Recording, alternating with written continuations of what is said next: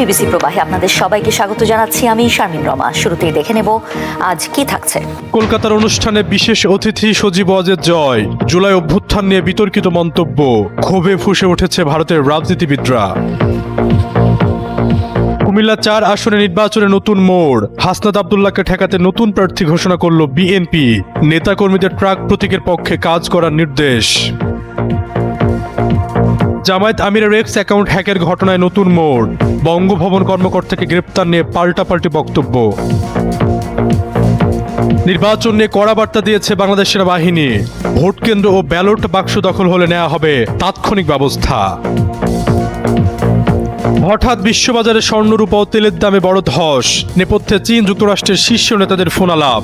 ঝুঁকির সংখ্যায় বিনিয়োগ থেকে সরে আসেন ব্যবসায়ীরা।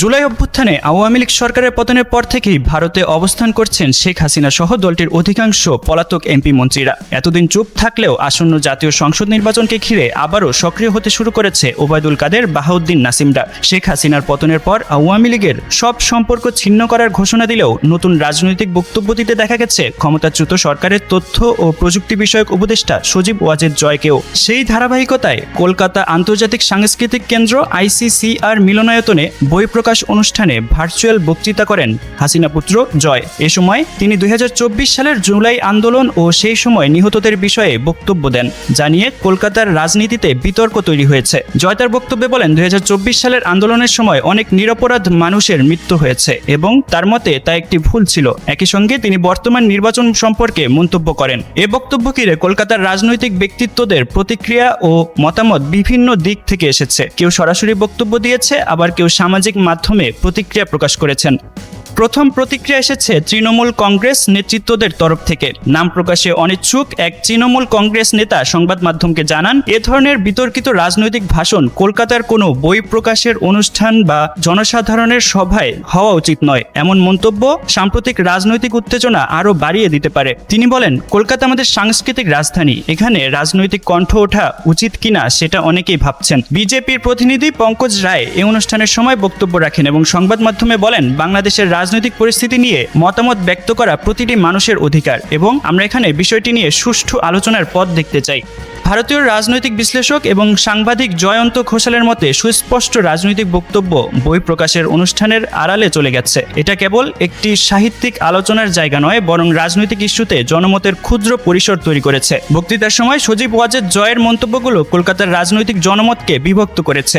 এ ধারাবাহিক প্রতিক্রিয়া ও তর্ক বিতর্ক কলকাতার রাজনৈতিক ক্ষেত্রে নিম্নমুখী বা ঊর্ধ্বমুখী কোনো দিকেই এখনো চূড়ান্ত রূপ নেয়নি। তবে রাজনৈতিক নেতারা ও বিশ্লেষকদের মধ্যে এই ঘটনার মাধ্যমে স্থানীয় রাজনৈতিক মঞ্চে আলোচনার নতুন একটি অধ্যায়ের সূচনা হয়েছে বলে মনে করছেন।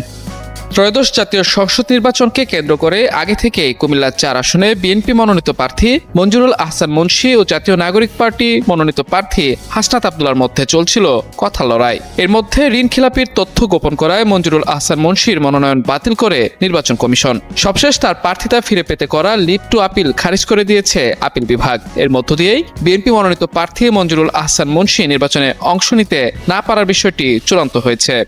ধানের শীর্ষে নির্বাচনে অংশ নিতে না পারায় কুমিল্লা ৪ আসনে হাসনাত আব্দুল্লাহ অনেকটাই সুবিধাজনক অবস্থানে রয়েছেন বলে ধারণা করা হচ্ছে। স্থানীয়রা বলছেন, বিএনপি সমর্থিত প্রার্থীর মনোনয়ন বাতিল হওয়ায় এই আসনে খুব সহজেই জয় পেতে পারেন এই এনসিপি নেতা। এই অবস্থায় হাসনাতকে ঠেকাতে জোটের প্রার্থী হিসেবে গণ অধিকার পরিষদের জসিমউদ্দিনকে সমর্থন দিয়েছে বিএনপি। ফলে জামাত জোটে থাকা শাপলাকলি প্রতীকের প্রার্থী হাসনাত আব্দুল্লাহর বিপক্ষে এই আসনে বিএনপি জোটের প্রার্থী হিসেবে ট্রাক প্রতীকে প্রতিদ্বন্দ্বিতা করবেন জসিমউদ্দিন। বৃহস্পতিবার সকালে কুমিল্লা উত্তর জেলা বিএনপির সদস্য সচিব AFM তারেক মুন্সী এ তথ্য নিশ্চিত করেছেন। তারেক মুন্সী বলেন, আগামী 12 ফেব্রুয়ারি যেহেতু কুমিল্লা ৪ আসনে ধানের শীষের কোনো প্রার্থী নেই, সেই হিসেবে দল ও তারেক রহমানের হাতকে শক্তিশালী করতে আমরা মৌখিকভাবে কেন্দ্র থেকে নির্দেশিত হয়েছি গণ অধিকার পরিষদের প্রার্থী জসিমউদ্দিনকে সমর্থন দেওয়া এবং তার পক্ষে কাজ করতে। দেবিদ্বারবাসীর কাছে আমাদের অনুরোধ, আপনারা ট্রাকের পাশে থাকবেন এবং তার পক্ষে কাজ করবেন। অন্যদিকে গণ অধিকার পরিষদের কেন্দ্রীয় কমিটির উচ্চতর পরিষদ সদস্য ও গণমাধ্যম সমন্বয়ক আবু হানিফ বলেন, বিএনপি আমাদের প্রার্থী জসিমউদ্দিনকে সমর্থন দিয়েছে এবং তার পক্ষে কাজ করার নির্দেশনা দিয়েছে দলের নেতাকর্মীদের। এ আসনে ইনসানিয়াত বিপ্লব বাংলাদেশের প্রার্থী ইরফানুল হক সরকার আপেল প্রতীকে, খেলাফত মজলিসের প্রার্থী মোহাম্মদ মুজিবুর রহমান দেওয়ালঘড়ি প্রতীকে এবং ইসলামী আন্দোলন বাংলাদেশের প্রার্থী মোহাম্মদ আব্দুল করিম হাত পাখা প্রতীকে প্রতিদ্বন্দ্বিতা করছেন। আসন্ন জাতীয় সংসদ নির্বাচন নিয়ে কড়া বার্তা দিয়েছে বাংলাদেশ সেনাবাহিনী। নির্বাচনে ভোট কেন্দ্র ও ব্যালট বাক্স দখল হলে তাৎক্ষণিক ব্যবস্থা নেওয়ার কথা জানিয়েছে তারা। বৃহস্পতিবার রাজধানীর গুলিস্তানের জাতীয় স্টেডিয়ামে অবস্থিত সেনা ক্যাম্পে এক প্রেস ব্রিফিংয়ে সেনা সদরের ডিরেক্টর ব্রিগেডিয়ার জেনারেল দেওয়ান মঞ্জুরুল ইসলাম এ তথ্য জানান। তিনি জানান, অন্যান্য নির্বাচনের চেয়ে এই নির্বাচনে বেশি সেনা সদস্য মোতায়েন করা হচ্ছে। সেনা প্রধানের দিক নির্দেশনায় অসামরিক প্রশাসন ও জনগণকে সাহায্যের জন্য অবাধ, নিরপেক্ষ ও শান্তিপূর্ণ নির্বাচন অনুষ্ঠানের জন্য সেনাবাহিনী সার্বক্ষণিক প্রস্তুত রয়েছে। কেউ ভোট কেন্দ্র দখল করতে চাইলে তাৎক্ষণিক ব্যবস্থা নেওয়া হবে। সেনা সদরের ডিরেক্টর আরও জানান, সেনাবাহিনী 10,152টি অস্ত্র এখন পর্যন্ত উদ্ধার করেছে। অসামরিক বাহিনীর সঙ্গে সমন্বয়ের জন্য সার্বক্ষণিক মনিটরিং সেল তৈরি করেছে সেনাবাহিনী। নির্বাচনের পরে সেনাবাহিনী কতদিন মাঠে থাকবে এটা একান্তই সরকারের সিদ্ধান্ত। ব্রিগেডিয়ার জেনারেল দেওয়ান মঞ্জুরুল ইসলাম জানান, সেনা প্রধান জনগণের মনে আস্থার বার্তা দিয়েছেন। অবাধ, সুষ্ঠু ও নিরপেক্ষ নির্বাচনের জন্য যা যা করা প্রয়োজন অসামরিক প্রশাসনের সঙ্গে সমন্বয় করে সেনাবাহিনী আইনের মধ্যে থেকে সব করবে। নির্বাচন কেন্দ্রিক যে কোনো নাশকতা প্রতিরোধে সেনাবাহিনী প্রস্তুত। সোশ্যাল মিডিয়া এবং অপপ্রচার এই নির্বাচনের প্রধান হুমকি। সাইবার নজরদারি অব্যাহত আছে। গত কয়েক মাস ধরে স্বর্ণ ও রূপার দামের ব্যাপক ওঠানামা চলছে। বিনিয়োগকারীদের কাছে স্বর্ণ বা রূপার কদর সবসময় বেশি, কারণ অর্থনৈতিক অনিশ্চয়তা বা ভূ রাজনৈতিক অস্থিরতার সময় এসব মূল্যবান ধাতু নিজের মান ধরে রাখতে পারে। ইতিহাস বলে, বিশ্ব যখনই কোনো সংকটে পড়ে, মানুষ নিরাপদ বিনিয়োগ হিসেবে স্বর্ণের দিকেই ঝুঁকে পড়ে। এমন অস্থিরতার মধ্যে আন্তর্জাতিক বাজারে স্বর্ণ, রূপা, অপরিশোধিত তেল ও তামা সহ বেশ কয়েকটি গুরুত্বপূর্ণ পণ্যের দামে বড় ধরনের পতন দেখা গেছে। বৃহস্পতিবার এ নিয়ে একটি প্রতিবেদন প্রকাশ করে রয়টার্স। এতে বলা হয়, সবচেয়ে বেশি দরপতন হয়েছে রূপার, যার দাম প্রায় 15% পর্যন্ত নেমে গেছে। একই সময়ে স্বর্ণ, অপরিশোধিত তেল ও তামার দাম গড়ে প্রায় 2% করে কমেছে। বিশ্লেষকদের মতে, মার্কিন ডলার শক্তিশালী হয়ে ওঠায় পণ্য বাজারে বিক্রির চাপ আরও বেড়েছে, কারণ আন্তর্জাতিক বাজারে পণ্যের মূল্য ডলারে নির্ধারিত হয়। ব্রোকারেজ প্রতিষ্ঠান আইজির বিশ্লেষক টনি সাইকামোর জানান, চলতি সপ্তাহে মূল্যবান ধাতুসহ বিভিন্ন পণ্যে অস্বাভাবিক দামের ওঠানামা লক্ষ্য করা গেছে। তার মতে, বর্তমান পতন সেই অস্থিরতারই ধারাবাহিক প্রতিক্রিয়া। এদিকে ইউরোপীয় কেন্দ্রীয় ব্যাংক ও ব্যাংক অব ইংল্যান্ডের সুদের হার সংক্রান্ত সিদ্ধান্তের আগে এশীয় লেনদেনে ডলার স্থিতিশীল ছিল। ডলার সূচক 2 সপ্তাহের সর্বোচ্চ অবস্থানে কাছাকাছি রয়েছে। শক্তিশালী ডলারের ফলে অন্যান্য মুদ্রার বিনিয়োগকারীদের জন্য পণ্য কেনা ব্যয়বহুল হয়ে ওঠে, যা দামের ওপর নেতিবাচক প্রভাব ফেলে। সপ্তাহের শুরুতেও পণ্যের দামে চাপ দেখা দেয়, যখন ট্রাম্প কেভিন ওয়ার্সকে সম্ভাব্য ফেডারেল রিজার্ভ চেয়ারম্যান হিসেবে মনোনয়নের ইঙ্গিত দেন। কঠোর মুদ্রাস্ফীতির আশঙ্কায় ডলার আরও শক্তিশালী হয় এবং সুদহীন সম্পদ হিসেবে স্বর্ণ ও রূপার আকর্ষণ কমে যায়। যুক্তরাষ্ট্র ও ইরান শুক্রবার ওমানে বৈঠকে বসতে সম্মত হওয়ায় মধ্যপ্রাচ্যে সামরিক সংঘাতের শঙ্কা হ্রাস পেয়েছে, যার প্রভাব পড়েছে তেলের দামে। ফলে তেলের দাম প্রায় 2% কমেছে। অন্যদিকে তামার বাজারেও চাপ অব্যাহত রয়েছে। চাহিদা নিয়ে উদ্বেগ এবং লন্ডন মেটাল এক্সচেঞ্জের গুদামে মজুদ বৃদ্ধির খবরে বিনিয়োগকারীরা সতর্ক অবস্থান নিয়েছেন। যদিও এর আগে চীন কৌশলগতভাবে তামার মজুদ বাড়ানোর ঘোষণা দেওয়ায় দাম কিছুটা বেড়েছিল। ওসিবিসি ব্যাংকের কৌশলবিদ ক্রিস্টোফার ওং বলেন, বাজারে তারল্য কম থাকায় একটি খাতে বিক্রি শুরু হলে তা দ্রুত অন্য খাতেও ছড়িয়ে পড়ছে, যার ফলে দরপতন আরও তীব্র হচ্ছে। এর প্রভাব মূল্যবান ধাতু, ক্রিপ্টোকারেন্সি এবং আঞ্চলিক শেয়ার বাজারেও পড়েছে। তবে অন্যান্য পণ্যের তুলনায় সয়াবিনের দাম বেড়ে 2 মাসের সর্বোচ্চ পর্যায়ে পৌঁছেছে। এবারের নির্বাচনে ক্ষমতাচ্যুত আওয়ামী লীগের অনুপস্থিতিতে বিএনপির জয় সহজ হতে পারে, এমন একটা ধারণা ছিল প্রথম দিকে। কিন্তু যত দিন গড়াচ্ছে, নানামুখী চ্যালেঞ্জ তৈরি হচ্ছে দলটির সামনে। জুলাই গণঅভ্যুত্থান পরবর্তী রাজনৈতিক পট পরিবর্তনের প্রেক্ষাপটে বিএনপির পুরানো মিত্র জামায়াত ইসলামীর সঙ্গেই তাদের প্রতিদ্বন্দ্বিতা বাড়ছে। এই দুই দলেই বাড়ছে অস্থিরতা। দল দুটির চ্যালেঞ্জ আসলে কোথায়, এ নিয়ে আজকের আলোচনা। সঙ্গে আছেন বিবিসি সাংবাদিক কাদির কল্লোল। কাদির, আপনাকে স্বাগত। আলোচনা শুরুর আগে বলে রাখি, বিবিসি বাংলার সর্বশেষ সংবাদ এবং বিশ্লেষণ জানতে চোখ রাখুন বিবিসি বাংলার ওয়েবসাইটে, যুক্ত থাকুন সোশ্যাল হ্যান্ডেলগুলোতে, সাবস্ক্রাইব করুন ইউটিউব চ্যানেল। কাদির, বিএনপির অন্যতম প্রতিদ্বন্দ্বী হিসেবে যাদেরকে দীর্ঘদিন দেখা গেছে, আওয়ামী লীগ ভোটে নেই। এরপর এবারের ভোট বিএনপির জন্য কেন সহজ হচ্ছে না বলে বলা হচ্ছে? আসলে এবারের প্রেক্ষাপটটা কিন্তু একটু ভিন্ন। জুলাই অভ্যুত্থানে আওয়ামী লীগের পতন হয়েছে, এরপর রাজনীতিতে যে মেরুকরণ হয়েছে তাতে যেটা দেখা যাচ্ছে যে বিএনপির সাথে যে ইসলামপন্থী দলগুলো ছিল তারাই এবার ভোটে আলাদা জোট করে প্রতিদ্বন্দ্বিতা করছে। সেখানে জামায়াত ইসলামী নেতৃত্ব দিচ্ছে। জামায়াত ইসলামী কিন্তু বিএনপির পুরনো মিত্র ছিল, দীর্ঘ সময় তারা একসাথে আন্দোলন করেছে। এখন জামায়াত ইসলামী বিএনপির যে সক্রিয় দলগুলো আছে তার মধ্যে মূল প্রতিদ্বন্দ্বী। ফলে প্রতিদ্বন্দ্বিতা যেহেতু পরিবর্তন হয়েছে বিএনপির, আগে বিএনপির প্রতিদ্বন্দ্বিতা ছিল আওয়ামী লীগের সাথে, সেখান থেকে এখন প্রতিদ্বন্দ্বিতা এসছে জামায়াত ইসলামীর সাথে এবং ধর্মভিত্তিক রাজনীতি সেখানে একটা প্রাধান্য পাচ্ছে। সেই জায়গাটাতে বিএনপির জন্য অনেক চ্যালেঞ্জ তৈরি হচ্ছে নির্বাচনী প্রচারণার ক্ষেত্রে। চ্যালেঞ্জের প্রশ্ন এলে বিএনপির জন্য বড় চ্যালেঞ্জটা কোথায়? বড় চ্যালেঞ্জটা যদি বলি সেটা হচ্ছে যে বিএনপির ভেতরের চ্যালেঞ্জ। সেটা বলা যায় যে বিদ্রোহী প্রার্থী, 300 আসনের মধ্যে 79টা আসনেই বিএনপির বিদ্রোহী প্রার্থী রয়েছে। বিএনপির নেতাদের সূত্রে বা তাদের যে নিজস্ব যে বিশ্লেষণ সেই থেকে বিভিন্ন সূত্রে যে তথ্য পাওয়া যাচ্ছে তাতে দেখা যাচ্ছে যে কমপক্ষে 46টি আসনে বিএনপির নেতা যারা দলের মনোনয়ন না পেয়ে দল থেকে বহিষ্কার হয়েও স্বতন্ত্র বা বিদ্রোহী প্রার্থী হয়েছেন, এমন প্রার্থী 46টা জায়গায় শক্ত অবস্থানে রয়েছেন। ফলে এই সব জায়গায় বিএনপির প্রার্থীর সাথে যখন দলেরই বিদ্রোহী প্রার্থীর এক ধরনের প্রতিদ্বন্দ্বিতা আসছে তখন সেখানে বিদ্রোহী অনেকে মানে ভোটে ভালো করার সম্ভাবনাটা আছে, এরকমটা বিএনপির বিশ্লেষণেও আসছে। পাশাপাশি যখন বিএনপির প্রতিদ্বন্দ্বী বিএনপি হচ্ছে কোনো জায়গায় তখন সেখানে তাদের যে মূল প্রতিদ্বন্দ্বী জামায়াতে ইসলামী বা জামায়াতের নেতৃত্বে 11 দলীয় জোট, তাদের প্রার্থীদের একটা সুযোগ তৈরি হচ্ছে নির্বাচনে ভালো করার। ফলে এটি একটি বড় চ্যালেঞ্জ।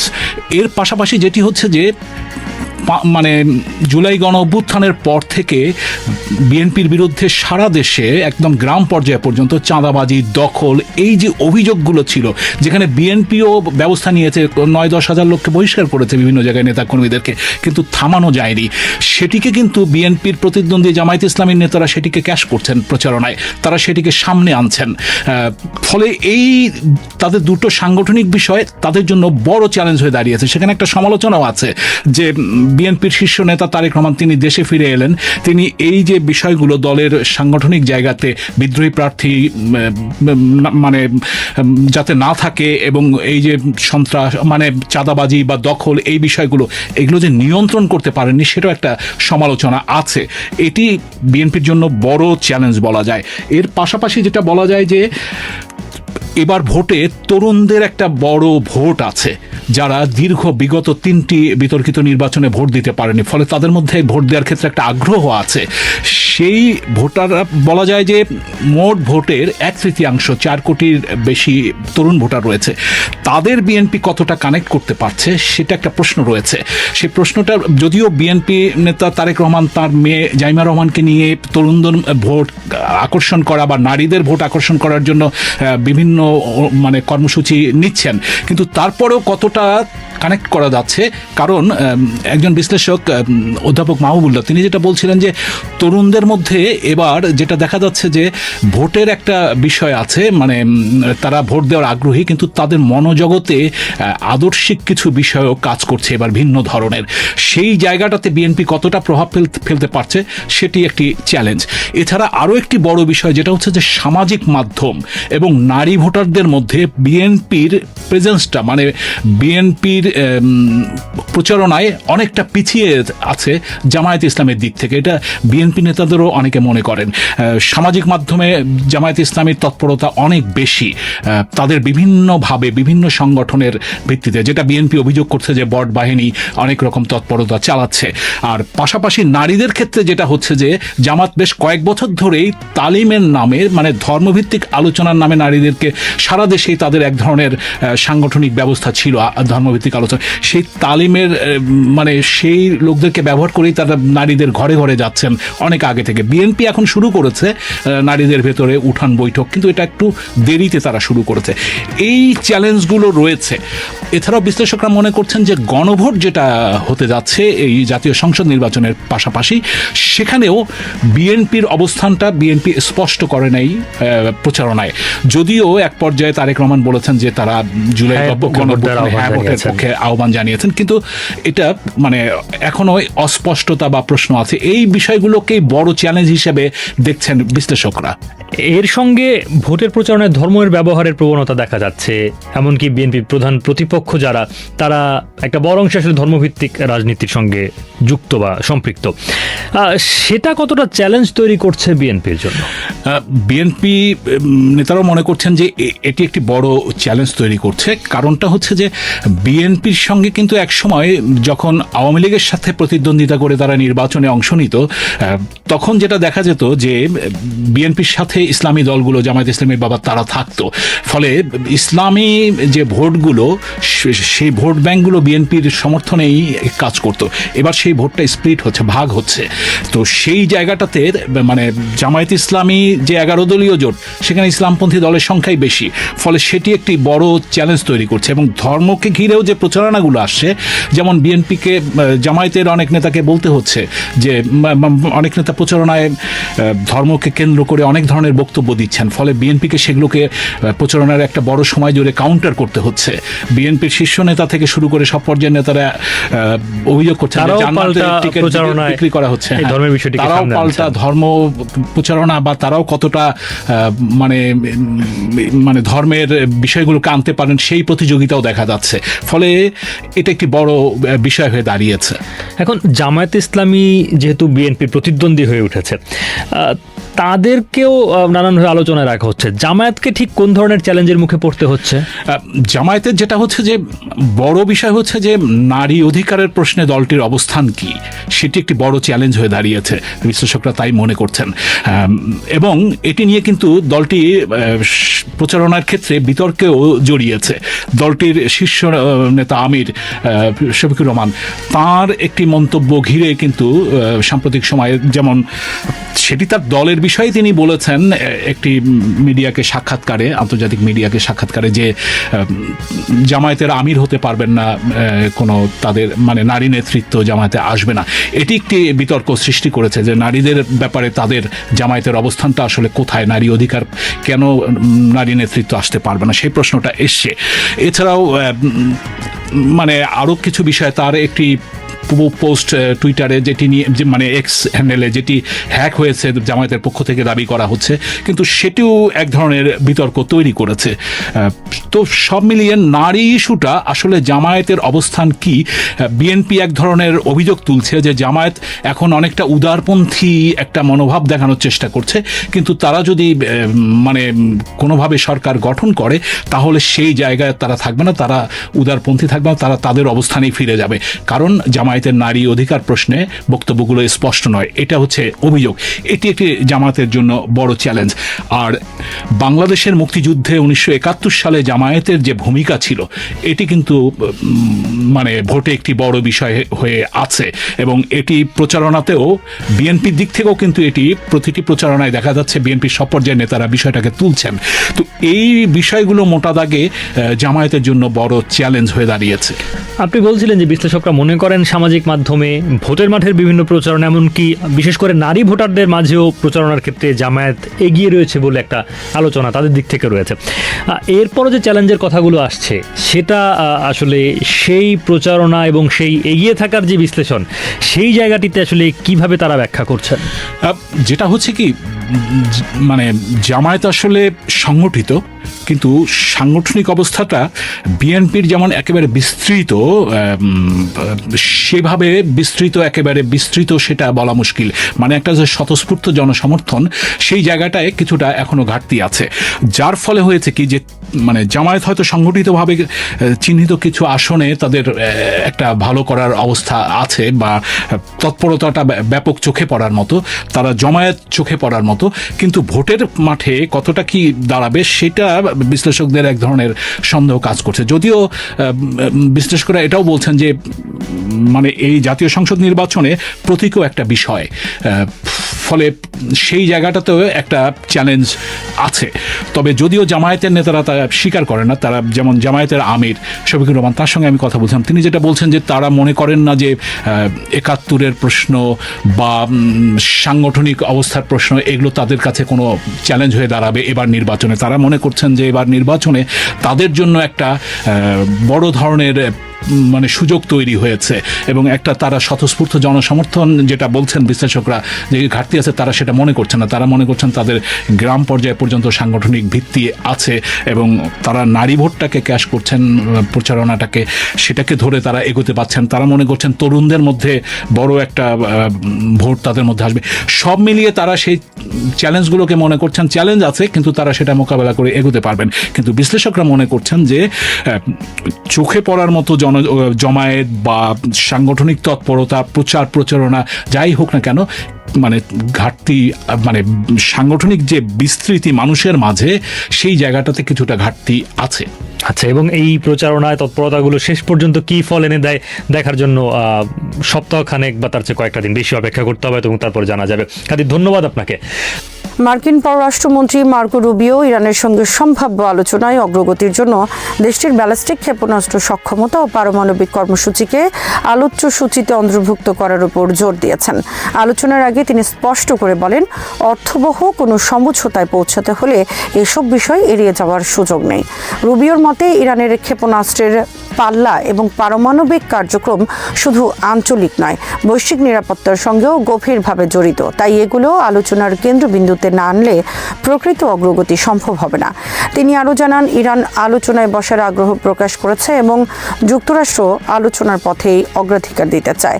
তবে একই সঙ্গে তিনি সন্দেহ প্রকাশ করেন যে বাস্তবে কোনো চুক্তিতে পৌঁছানো যাবে কিনা। রুবিও বলেন, যুক্তরাষ্ট্রের দৃষ্টিতে কূটনীতি এখনও সবচেয়ে ভালো বিকল্প, কিন্তু আলোচনা কেবল ক্ষেপণ বা কৌশলগত সুবিধা নেওয়ার মাধ্যম হয়ে উঠলে তা গ্রহণযোগ্য হবে না। তার বক্তব্যে স্পষ্ট যে ওয়াশিংটন চায় আলোচনার মাধ্যমে ইরানের পারমাণবিক কর্মসূচিকে কার্যকরভাবে সীমিত করা হোক এবং ক্ষেপণাস্ত্র কর্মসূচির উপর নিয়ন্ত্রণ আরোপ করা হোক। এই অবস্থান মধ্যপ্রাচ্যের বর্তমান উত্তেজনাপূর্ণ প্রেক্ষাপটে বিশেষ তাৎপর্যপূর্ণ। ইরান দীর্ঘদিন ধরে বলে আসছে তাদের ক্ষেপণাস্ত্র কর্মসূচি প্রতিরক্ষামূলক এবং পারমাণবিক কার্যক্রম শান্তিপূর্ণ উদ্দেশ্যে। অন্যদিকে যুক্তরাষ্ট্র ও তার মিত্ররা আশঙ্কা করছে এসব সক্ষমতা ভবিষ্যতে সামরিক হুমকিতে রূপ নিতে পারে। রুবিওর বক্তব্যে সেই উদ্বেগই প্রতিফলিত হয়েছে। তিনি বলেন, যুক্তরাষ্ট্র আলোচনায় বসতে প্রস্তুত, তবে ইরান যদি অবস্থান বদলায় বা আলোচনায় আগ্রহ হারায় তাতেও ওয়াশিংটন আপত্তি করবে না। সব মিলিয়ে রুবিওর মন্তব্য ইঙ্গিত দেয় যে যুক্তরাষ্ট্র একদিকে কূটনৈতিক দরজা খোলা রাখতে চায়, অন্যদিকে কঠোর শর্ত আরোপের মাধ্যমেই ইরানের সঙ্গে যে কোনো সম্ভাব্য সমঝোতাকে বাস্তব ও কার্যকর করতে চায়। গাজা উপত্যকায় ইসরায়েলি হামলায় অন্তত 23 জন ফিলিস্তিনি নিহত হয়েছেন, যা কথিত অক্টোবরের অস্ত্রবিরতি শুরুর পর সবচেয়ে প্রাণঘাতী দিনগুলোর একটি হিসেবে বিবেচিত হচ্ছে। চিকিৎসা সূত্রের বরাতে আল জাজিরা জানিয়েছে, বুধবারের হামলায় নিহতদের মধ্যে শিশুরাও রয়েছে, যার মধ্যে 11 বছর বয়সী এক কন্যা শিশু রয়েছে। গাজা সিটির তুফাহ ও জেইতুন এলাকায় ইসরায়েলি গোলাবর্ষণে অন্তত 14 জন নিহত হন। দক্ষিণ গাজার খান ইউনিসের কিজান আবু রাশওয়ান এলাকায় বাস্তুচ্যুতদের আশ্রয় নেওয়া তাঁবুতে হামলায় আরও 4 জন প্রাণ হারান। আল মাওয়াসি উপকূলীয় তাঁবু শিবিরে বিমান হামলায় 2 জন নিহত হন। নিহতদের একজন ছিলেন ফিলিস্তিনি রেড ক্রিসেন্ট সোসাইটির প্রথম সারাদানকারী হুসেইন হাসান হুসেইন আল সুমাইরি। খান ইউনুস থেকে আল জাজিরার প্রতিবেদক তারেক আবু আজম জানান, কোনো ধরনের পূর্ব সতর্কতা ছাড়াই গাজা সিটির আবাসিক বাড়িগুলো লক্ষ্য করে হামলা চালানো হয়েছে, যা তথাকথিত যুক্তরাষ্ট্র সমর্থিত অস্ত্রবিরতি চলাকালেও ফিলিস্তিনিদের জন্য কোনো স্বস্তি আনেনি। তিনি বলেন, সাম্প্রতিক ঘণ্টাগুলোতে ইসরায়েলি সামরিক তৎপরতা বেড়েছে এবং আকাশে ড্রোনের শব্দ সম্ভাব্য আরও হামলার ইঙ্গিত দিচ্ছে। ইসরায়েলি সেনাবাহিনী দাবি করেছে, উত্তর গাজায় একটি রুটিন অপারেশনের সময় এক রিজার্ভ কর্মকর্তা আহত হওয়ার পর সাজোয়া ইউনিট ও বিমান হামলা চালানো হয় এবং ইয়েলো লাইন এলাকায় নিয়ন্ত্রণ পুনর্বিন্যাস করা হচ্ছে, যা পূর্ব গাজার বাসিন্দাদের মধ্যে উদ্বেগ বাড়াচ্ছে। স্বাস্থ্য মন্ত্রণালয় জানিয়েছে, বুধবার ইসরায়েল 54টি মরদেহ ও মানবদেহের অংশ বিশেষ সহ 66টি বাক্স রেড ক্রসের মাধ্যমে হস্তান্তর করেছে। প্রায় 4 মাসে অস্ত্রবিরতি চলাকালেও 520 জনের বেশি ফিলিস্তিনি নিহত হয়েছেন। 2023 সালের 7 অক্টোবর থেকে মোট নিহতের সংখ্যা ছাড়িয়েছে ৭১,803 জন। এদিকে রাফা ক্রসিং দিয়ে চিকিৎসা উদ্ধার কার্যক্রম সাময়িকভাবে স্থগিত হলেও পরে সমন্বয় সম্পন্ন হওয়ায় তা পুনরায় শুরুর কথা জানানো হয়। যদিও প্রতিদিন অনুমোদিত সংখ্যার তুলনায় যাতায়াত এখনও কঠোরভাবে সীমিত। ইরানের সাম্প্রতিক সরকার বিরোধী বিক্ষোভে নিহতদের একটি তালিকা প্রকাশের পর দেশ জুড়ে নানা প্রশ্ন বিতর্ক তৈরি হয়েছে। কর্তৃপক্ষ জানিয়েছে, গত ডিসেম্বরের শেষ দিকে শুরু হওয়া এসব বিক্ষোভে মোট ৩,১১৭ জন নিহত হয়েছেন। সরকারের দাবি অনুযায়ী জাতিসংঘ ও আন্তর্জাতিক মানবাধিকার সংস্থাগুলোর বক্তব্য সঠিক নয় এবং নিরাপত্তা বাহিনী এসব হত্যাকাণ্ডের জন্য দায়ী নয়। তবে যুক্তরাষ্ট্র ভিত্তিক মানবাধিকার সংস্থা HRANA বলেছে, তারা ইতোমধ্যে ৬,৮৭২ জনের মৃত্যুর তথ্য যাচাই করেছে এবং আরও ১১,০০০-এর বেশি ঘটনার তদন্ত চলছে। জাতিসংঘের এক বিশেষ প্রতিবেদক ধারণা দিয়েছেন, প্রকৃত মৃতের সংখ্যা ২০,০০০ ছাড়িয়ে যেতে পারে। যদিও রাষ্ট্রীয় ইন্টারনেট নিয়ন্ত্রণের কারণে তথ্য সংগ্রহ কঠিন হয়ে উঠেছে। রোববার প্রেসিডেন্ট মাসুদ পেজিশকিয়ানের সরকার ২,৯৮৬ জন নিহতের নাম প্রকাশ করে জানায়, বাকি ১৩১ জনের পরিচয় এখনও নিশ্চিত হয়নি এবং পরে আলাদা তালিকা দেওয়া হবে। প্রকাশিত তালিকায় নিহতদের পূর্ণ নাম, পিতার নাম ও জাতীয় পরিচয়পত্র নম্বরের শেষ ৬ অঙ্ক থাকলেও কোথায়, কবে ও কিভাবে বা কার হাতে তারা নিহত হয়েছেন সে বিষয়ে কোনো তথ্য নেই। একই সঙ্গে বিক্ষোভকারী ও রাষ্ট্রীয় বাহিনীর মধ্যে কোনো পার্থক্য দেখানো হয়নি। তালিকা প্রকাশের পর বহু ইরানি সামাজিক যোগাযোগ মাধ্যমে অভিযোগ করেছেন যে পরিচিত নিহতদের নাম সেখানে নেই এবং কোথাও কোথাও একই নাম ও পরিচয় নম্বর পুনরাবৃত্তি হয়েছে। এরপর সরকার একটি ওয়েবসাইট চালু করেছে যেখানে বাদ পড়া নাম বা ভুল তথ্য জানানো যাবে, তবে তালিকা কবে হালনাগাদ হবে তা স্পষ্ট নয়। সরকার আরও বলেছে, লাশ গ্রহণে ঘুষ দাবি বা আহতদের চিকিৎসা না দেওয়ার মতো অভিযোগও জানানো যাবে। যদিও রাষ্ট্রীয় বাহিনীর অপকর্মের অভিযোগ সরকার বরাবরই অস্বীকার করে আসছে। সরকার একদিকে সহানুভূতির ভাষা ব্যবহার করলেও অন্যদিকে শীর্ষ রাজনৈতিক ও সামরিক নেতারা বারবার দাবি করছেন এসব দাঙ্গা যুক্তরাষ্ট্র ও ইসরায়েল সমর্থিত সন্ত্রাসীদের কাজ, যা নিহতদের শ্রেণীবিভাগ নিয়েও নতুন প্রশ্নের জন্ম দিয়েছে। ইরান ও যুক্তরাষ্ট্রের মধ্যে পুনরায় পারমাণবিক আলোচনা শুরুর প্রেক্ষাপটে ইরানের সাবেক পরমাণু শক্তি সংস্থার প্রধান আলী আকবর সালিহি আশাবাদ ব্যক্ত করেছেন। তবে একই সঙ্গে তিনি কিছু বিদেশি পক্ষের সম্ভাব্য মিসচিফ বা ষড়যন্ত্র এবং দেশের ভেতরের কিছু মহলের অসময়োপযোগী অবস্থানের বিষয়ে সতর্কও করেছেন। ইরানি সংবাদ সংস্থা ইসনার সঙ্গে এক সাক্ষাৎকারে সালিহি বলেন, সাম্প্রতিক পারমাণবিক আলোচনা সংক্রান্ত অগ্রগতিকে তিনি ইতিবাচকভাবে দেখছেন, কিন্তু সুযোগগুলো মেঘের মতো দ্রুত চলে যায়, তাই সময় নষ্ট করা ঠিক হবে না। তার মতে কিছু বিদেশি খেলোয়াড়ের হস্তক্ষেপ এবং অভ্যন্তরীণ কিছু মহলের ভুল সময়ে নেওয়া অবস্থান যদি সঠিকভাবে নিয়ন্ত্রণ না করা যায় তবে তা আলোচনার অগ্রগতিকে বাধাগ্রস্ত করতে পারে। সালিহি আরও বলেন, বর্তমান পরিস্থিতিতে জাতীয় ঐক্য রক্ষা করা, পাশাপাশি অভ্যন্তরীণ ও আন্তর্জাতিক অঙ্গনে সচেতনতা, প্রজ্ঞা ও দূরদর্শিতা অত্যন্ত জরুরি। ইরান একই সঙ্গে জীবিকা, নিরাপত্তা, আঞ্চলিক ও আন্তর্জাতিক এ ধরনের বহু পরস্পর সম্পর্কিত চ্যালেঞ্জের মুখোমুখি। তাই নীতি নির্ধারণ ও সিদ্ধান্ত গ্রহণের ক্ষেত্রে দ্রুততা ও সঠিকতা একসঙ্গে নিশ্চিত করতে হবে। সাবেক পররাষ্ট্রমন্ত্রী হিসেবে দায়িত্ব পালন করা সালিহি বর্তমান পররাষ্ট্রমন্ত্রী আব্বাস আরাকচি এবং সুপ্রিম ন্যাশনাল সিকিউরিটি কাউন্সিলের সচিব আলী লারিজানিকে দক্ষ ও প্রজ্ঞাবান আলোচক হিসেবে উল্লেখ করেন। তার মতে এই দুই ব্যক্তির অভিজ্ঞতা ও বিচক্ষণতার কারণে আলোচনা শেষ পর্যন্ত সঠিক পথে এগোবে। খবরে বলা হয়েছে, যুক্তরাষ্ট্রের বিশেষ দূত স্টিভ উইটকফের সঙ্গে মুখোমুখি আলোচনায় নেতৃত্ব দেবেন আরাকচি। যদিও শুরুতে ইস্তানবুলে আলোচনা হওয়ার কথা ছিল, পরে ইরানের পররাষ্ট্র মন্ত্রণালয় জানিয়েছে যে ওমানের মাস্কাটে আলোচনা হতে পারে। ২০২৫ সালের জুনে ইসরায়েলের আকস্মিক হামলার পর এই আলোচনা স্থবির হয়ে পড়েছিল। এর আগে প্রেসিডেন্ট মাসুদ পেজিশকিয়ান মর্যাদা, প্রজ্ঞা ও জাতীয় স্বার্থ এর ভিত্তিতে ন্যায্য ও সমতা ভিত্তিক আলোচনার পরিবেশ তৈরির নির্দেশ দিয়েছেন। ইরানের পক্ষ থেকে বারবার বলা হয়েছে তারা আলোচনার বিরোধী নয়, তবে তা অবশ্যই হুমকি ও চাপমুক্ত এবং সমতার ভিত্তিতে হতে হবে। তুরস্কের প্রেসিডেন্ট রিসেপ তাইয়েব এরদোয়ান বলেছেন, গাজায় শান্তি প্রতিষ্ঠা এবং প্রতিবেশী লিবিয়ায় স্থিতিশীলতা নিশ্চিত করতে তুরস্ক ও মিশর একসঙ্গে কাজ করছে। বুধবার কায়রোতে মিশরের প্রেসিডেন্ট আবদেল ফাত্তাহ আল সিসির সঙ্গে যৌথ সংবাদ সম্মেলনে তিনি এই কথা বলেন। এরদোয়ান জানান, গাজায় শান্তি সম্ভব করার লক্ষ্যে তুরস্ক মিশরের সঙ্গে বিভিন্ন উদ্যোগে যুক্ত রয়েছে এবং ভবিষ্যতেও এই প্রচেষ্টা অব্যাহত থাকবে। একই সঙ্গে তিনি বলেন, লিবিয়ার ঐক্য ও ভৌগোলিক অখণ্ডতা রক্ষা করে সেখানে টেকসই স্থিতিশীলতা প্রতিষ্ঠাই তুরস্ক ও মিশরের যৌথ লক্ষ্য। এরদোয়ান উল্লেখ করেন, আফ্রিকা মহাদেশে মিশর ইতোমধ্যেই তুরস্কের সবচেয়ে বড় বাণিজ্যিক অংশীদার এবং দুই দেশের মধ্যে বাণিজ্যিক লেনদেন বর্তমানে 8 থেকে 9 বিলিয়ন ডলারের মধ্যে রয়েছে, যা বাড়িয়ে 15 বিলিয়ন ডলারে নেওয়ার লক্ষ্য নির্ধারণ করা হয়েছে। তিনি আরও বলেন, সামুদ্রিক বাণিজ্য ও পরিবহন, নৌ চলাচলের স্বাধীনতা এবং সামুদ্রিক নিরাপত্তা খাতে মিশরের সঙ্গে সহযোগিতা জোরদার করতে চায় তুরস্ক। পাশাপাশি তিনি ইসরায়েলের বিচ্ছিন্ন অঞ্চল সোমালিল্যান্ডকে স্বীকৃতি দেওয়ার সিদ্ধান্ত প্রত্যাখ্যান করে বলেন, সোমালিয়ার সার্বভৌমত্ব ও ভৌগোলিক অখণ্ডতা রক্ষা করা জরুরি। সুদানের পরিস্থিতি প্রসঙ্গে এরদোয়ান বলেন, তুরস্ক সেখানে প্রথমে যুদ্ধবিরতি এবং পরে টেকসই শান্তি চায়। যুক্তরাষ্ট্র ও ইরানের মধ্যে ক্রমবর্ধমান উত্তেজনা নিয়ে তিনি মন্তব্য করেন, পারমাণবিক ইস্যু সহ ইরানের সঙ্গে সব সমস্যা কূটনৈতিক উপায়ে সমাধান করাই সবচেয়ে উপযুক্ত পথ। সিরিয়া প্রসঙ্গে তিনি বলেন, তুরস্ক দেশটির বড় ধরনের রূপান্তরকে সমর্থন করে, কারণ সিরিয়ার ভৌগোলিক অখণ্ডতা ও রাজনৈতিক ঐক্য পুরো অঞ্চলের জন্যই কল্যাণকর হবে।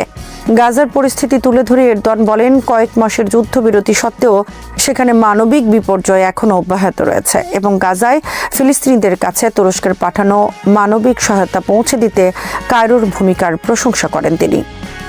সবাইকে শুভকামনা জানিয়ে আমি শারমিন রমা এখানেই বিদায় নিচ্ছি। ভালো থাকবেন।